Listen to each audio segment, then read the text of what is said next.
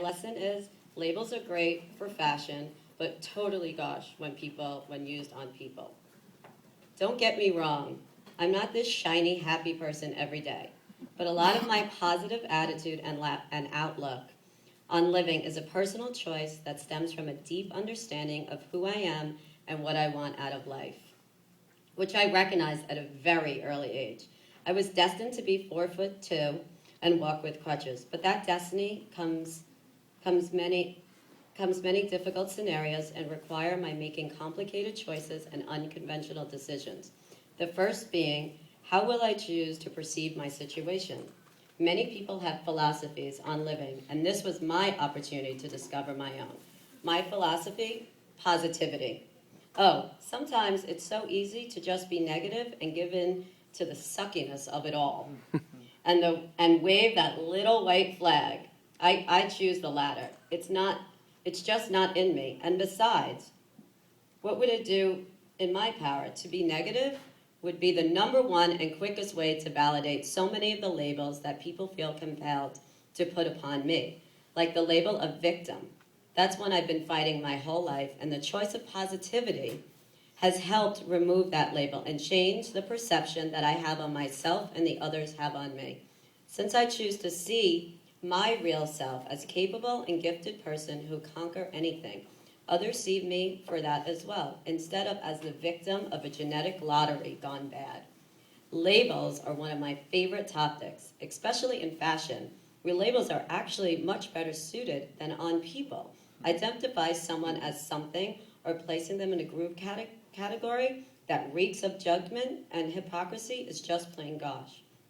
And human nature to do it, and suspect we picked it up as children from the cues we received from adults who acted like high school kids, or in grade school when we realized the girls who liked to read got the least attention from the boys. But for me, the keys to avoiding labels has been a possession of keen sense of how to define myself, which I was able to recognize by the time I was about 5 years old. I realize it is rare to be so young and be in tune with what feels foreign and what feels right. And I tend to believe that this ability was a biological gift and part of my disease to help me through it and beat it in every way possible.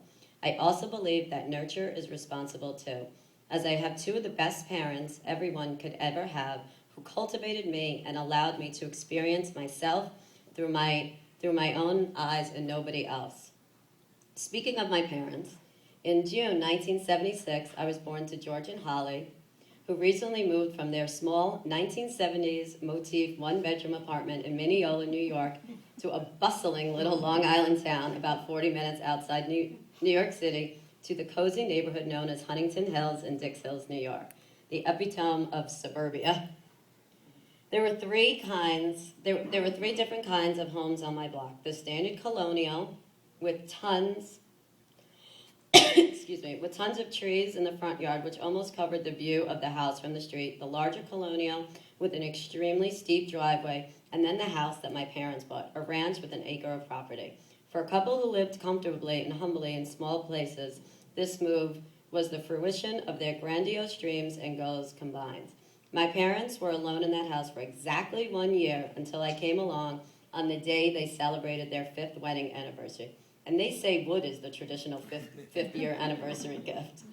After 18 hours of labor and pushing that ultimately led to my mother having a C-section, I was born weighing 6 pounds, 14 ounces, a little baby girl with a cone head. I know, Addie, you're laughing. Thanks to my big egg getting stuck in the birth canal. Sorry, Mom.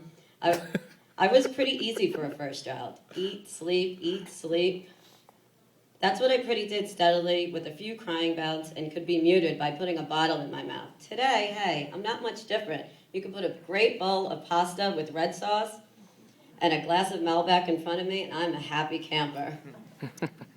Things were moving according to plan, and for 9 months, I was a happy and healthy baby. And then I got my period. Yes, you read that correctly.